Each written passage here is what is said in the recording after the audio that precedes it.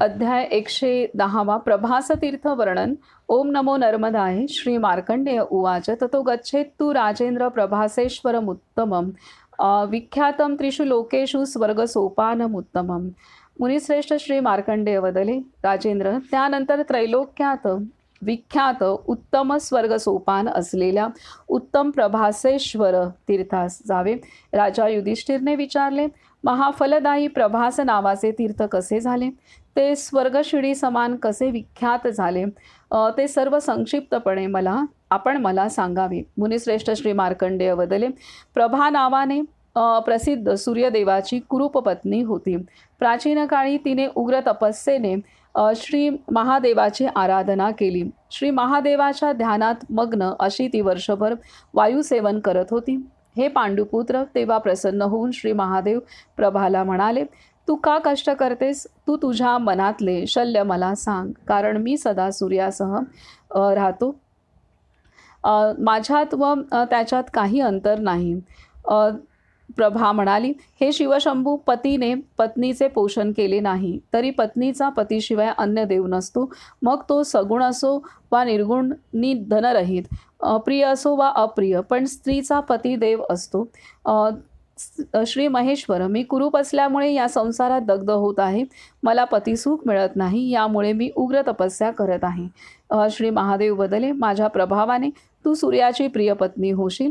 पार्वती देवीने म्हटले, ही आपल्या सांगण्याने सूर्याची प्रिय पत्नी होणार नाही, आपणास उगीच क्लेश होतील। प्रभाची तिथे वाच्यताही नाही। पार्वती देवीचे वचन ऐकून श्री महादेवाने सूर्याचे ध्यान केले। तेव्हा श्री नर्मदाच्या उत्तर तटावर सूर्यदेव आकाशातून आले। सूर्याने विचारले, हे अंधकासूर नाशक देव, आपण मला का बोलावले? श्री महादेव बदले, भानू, अत्यानंदाने प्रभाला स्वीकार। हे हिमनाशन, तू प्रभाच्या भवनात नित्य राहत जा। श्री महादेवाने वर दिल्यावर प्रभाने श्री महादेवाची स्थापना केली नि म्हणाली, हे अनघ, आपण अंशात्मक इथे थांबावे अन प्रकाश करावा। श्री मार्कंडेय बदले, पांडुपुत्र, हे पांडुपुत्र, सर्व देवांचे रूप असे शिवलिंग स्थापन केले आहे। प्रभासेश्वर नावाचे हे शिवलिंग सर्व लोकात दुर्लभ आहे, शिवाय ते तीर्थ वेळोवेळी फल देते।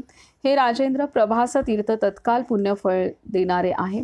माघी सप्तमी विशेष फलदायी आहे। हे नृप, पूर्वी जसे सांगितले त्याप्रमाणे ब्राह्मणाला घोडा दान केल्यास तो इंद्रलोक व सूर्यलोकात जातो। हे पांडव, तिथे केवळ स्नानाने कुरूपता नष्ट होते। त्या तीर्थात भक्तीने जो विवाहार्थ समान वयाच्या कुलीन धनी ब्राह्मणाला कन्यादान करतो वा करवतो, तो महापापी असला तरी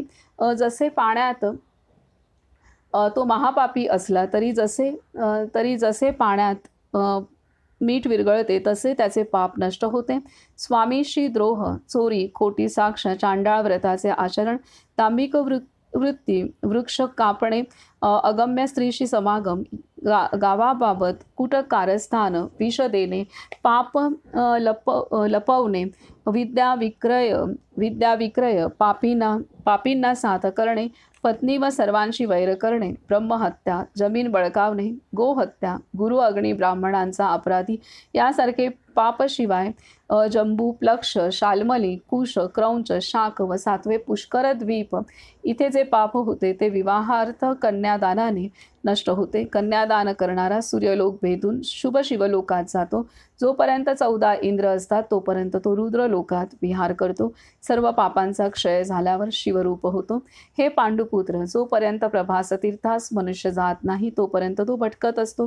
प्रभास तीर्थावर गेल्यास अश्वमेध यज्ञाचे फल प्राप्त होते। हे सत्य ईश्वराने सांगितले आहे। गोदादाने पापक्षय होतो व महापुण्य मिळते। तिथे प्रत्यक्ष गाय व जलधेनू द्यावी। तिळधेनू, घोडा, कन्या तसेच विद्या दान करणाऱ्यास अक्षय लोक प्राप्त होतो।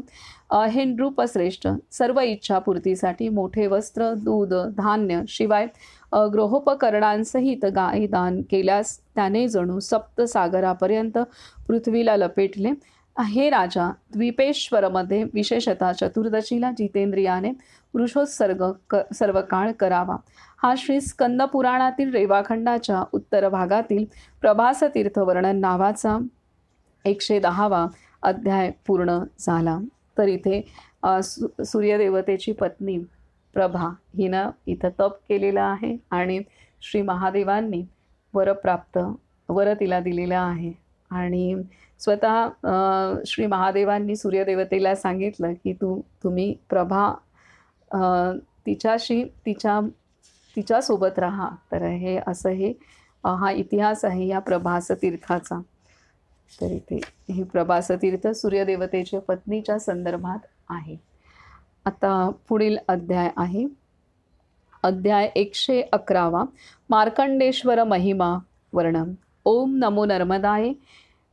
श्री मार्कंडेय उवाच ततो गच्छेत् तु राजेंद्र नर्मदा दक्षिणे तटे स्थापितं स्थापितं वासुकेर्नाम्ना अशेषाघौंगनाशनम. मुनिश्रेष्ठ श्री मार्कंडेय वदले, राजेंद्र, त्यानंतर श्री नर्मदाच्या दक्षिण तटावर सर्व पाप नाश करणारे वासुकी नावाच्या नागाने स्थापित तीर्थास जावे. राजा युधिष्ठिरने विचारले, श्री नर्मदाच्या दक्षिण तटावर शिवलिंग का स्थापन केले ते सर्व आपण मला सांगावे, कारण हे सर्व धर्मार्थ आहे. श्री मार्कंडेय वदरे, हे कुरु शार्दूल, जो प्रश्न तुम्ही विचारला त्याबद्दल ऐकावे. एकदा भैरव रूप धारण करून श्री महादेवाने नृत्य केले. ते थकल्यावर गंगाजल मिश्रित घाम स्रवला. श्री महादेवापासून मिळालेल्या त्या जलात वासुकी नागाने स्नान केले.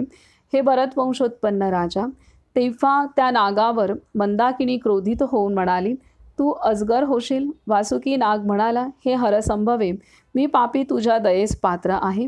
हे शुभलक्षणी, तू तर त्रैलोक्य पवित्र करणारी पुण्य नदी आहेस. तू संसारमुक्त करून दुःखार्ताचे कष्ट हरणारी आहेस. स्वर्गद्वारी स्थित देवी, माझ्यावर दया कर. गंगा वदली, तू श्री महादेवासाठी महातप कर. तेव्हा त्याने उग्र तप करून ईश्वराची आराधना केली. श्री महादेवाचे ध्यान केले.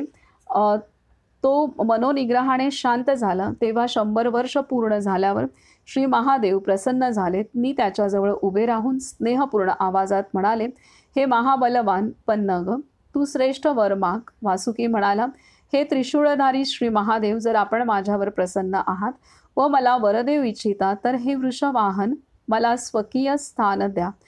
श्री महादेव वदले, हे महाभाऊ, मी तुझ्यावर प्रसन्न आहे. तू कल्याणकारी श्री नर्मदाच्या दक्षिण तटावर त्वरित विधिवत स्नान कर. हे सांगून श्री महादेव अंतर्धान पावलेत व वासुकी अजगराच्या रूपात श्री नर्मदात शिरला. त्याच्या मार्गात श्री गंगेचा स्रोत निघाला. श्री नर्मदा जलात त्याचे पापक्षालन झाले व तो पूर्ववत नाग झाला. त्याने श्री नर्मदा श्री महादेवास स्थापित केले. यामुळे पृथ्वीवर नागेश्वर सर्व पाप नाश करणारे आहे. अष्टमी व चतुर्दशीला मधाने श्री महादेवास स्नान घातल्यास अग्निसमान सर्व पाप नष्ट होते. हे पार्थ, पुत्ररहित मनुष्याने या संगमात स्नान केल्यास ते कार्तवीर्य सम उत्तम पुत्र प्राप्त करतात.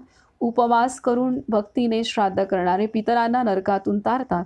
विशेषतः तुझ्यावरील स्नेहामुळे मी हे सर्व सांगितले. श्री मार्कंडेय वदले, राजेंद्र, त्यानंतर उत्तम मार्कंडेश्वर तीर्थास जावे, जे श्री नर्मदाच्या दक्षिण तटावर देवांनी वंदित अत्यंत गुप्त तीर्थ आहे, ज्याबद्दल मी कोणास सांगितले नाही. स्वर्गभोग व मुक्तिदायी ते पुण्य शिवलिंग मी स्थापित केले आहे. श्री शंकराच्या कृपाप्रसादाने मला तिथे ज्ञानप्राप्ती झाली. जो अन्य सूक्त म्हणतो वा द्रुपद मंत्र जलात जपतो तो घोर पापातून मुक्त होतो. पंचेंद्रियांचे अवरोधन करून दक्षिणाभिमुख बसून सांगितलेला जप जलात केल्यास काया वाचा मने केलेले पाप नष्ट होते, असे श्री शंकराने सांगितले आहे. हे राजा, भक्तीने तिथे श्राद्ध करणाऱ्याचे पितर प्रलयापर्यंत तृप्त राहतात. आवळा, बोर, बेल, अक्षत व जलाने प्रेतांचे तर्पण केल्यास प्रेतांना सद्गती प्राप्त होते. हा श्री स्कंद पुराणातील रेवाखंडाच्या उत्तर भागातील मार्कंडेश्वर महिमा वर्णन नावाचा 111वा अध्याय पूर्ण झाला. तर ह्या मार्कंडेश्वर तीर्थाच्या ठिकाणी श्री मार्कंडेय मुनिश्रेष्ठ श्री मार्कंडेय यांनी तप केलेलं आहे आणि तिथं ते सिद्ध झालेले आहेत असं त्यांनी स्वतः इथं सांगितलेलं आहे. आणि त्याचबरोबर ह्या अध्यायामध्ये वासुकी नागदेवतेने जे तप केलेलं तीर्थ जे आहे त्याला ते नागेश्वर तीर्थ आहे, या संदर्भात पण ह्या अध्यायात सांगितलेलं आहे. तर असे 2 तीर्थांची माहिती इथं सांगितली आहे. आणि वासुकी नागदेवतेला जो शाप प्राप्त झालेला होता गंगादेवीकडून, तर तो शापमुक्त झाला नर्मदा तटी तप केल्यामुळे, आणि असं इथे दिलेलं आहे. तर हे सर्व जे काही आपल्या कर्मामुळे जे दोष आपल्याला लागलेले असतात, तर ते सर्व दोष दूर करण्याचं सामर्थ्य नर्मदा मैयाच्या तटी केलेल्या साधनेमध्ये आहे, तपस्येत आहे, दानामध्ये आहे, स्नानात आहे, तिचं जल प्राशन करण्यात आहे. असं प्रत्येक अध्याय आपणाला मार्गदर्शन करत आहे. तर त्यामुळे पापमुक्त आपण होऊ शकतो, ही महत्त्वाची गोष्ट आहे. केवळ आपण पश्चाताप होऊन शरण जाणं महत्त्वाचं आहे आणि त्यानुसार आपण आचरण करणं आवश्यक आहे. हे अध्याय शिकवतात. पुढील अध्याय आहे अध्याय 112. मन्मथेश्वर महिमा वर्णन. ओम नमो नर्मदाय. श्री मार्कंडेय उवाच. ततो गच्छेत तु राजेंद्र तीर्थम परमशोभनम उत्तरे नर्मदा कूले यज्ञवाटस्य मध्यतः. मुनिश्रेष्ठ श्री मार्कंडेय वदले, राजेंद्र, त्यानंतर श्री नर्मदाच्या उत्तर तटावर यज्ञवाटमध्ये परमसुंदर तीर्थ आहे. ते तीर्थ संकर्षण नावाने पृथ्वीवर विख्यात आहे. पुढे श्री नर्मदाच्या पवित्र तटावर प्राणीमात्रांवर उपकार करणारे बलभद्रने तप केले आहे. हे राजेंद्र, त्याच्या जवळच देवांसहित पार्वती देवीसहित श्री महादेव व श्री विष्णू विद्यमान आहेत. जो तिथे क्रोध व इंद्रियांवर ताबा मिळवून भक्तीने स्नान करतो, तसेच शुक्ल पक्षातील एकादशीला श्री शिवशंकराला मंत्रयुक्त स्नान घालतो, भक्तीने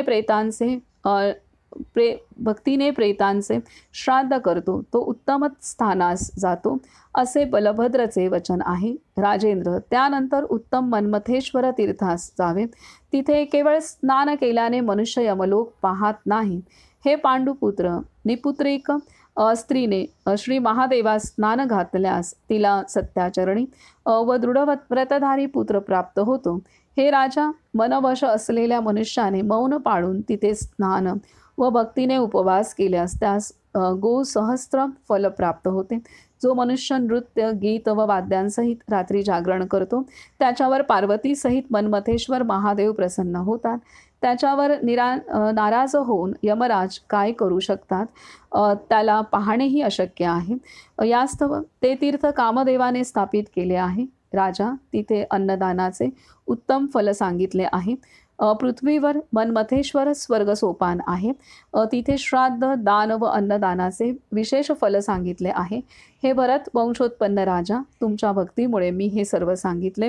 हा श्री स्कंद पुराणातील रेवाखंडाच्या उत्तर भागातील मन्मथेश्वर महिमा वर्णन नावाचा 112वा अध्याय पूर्ण झाला. तर इथे मन्मथेश्वर तीर्था संबंधात सांगितलेलं आहे.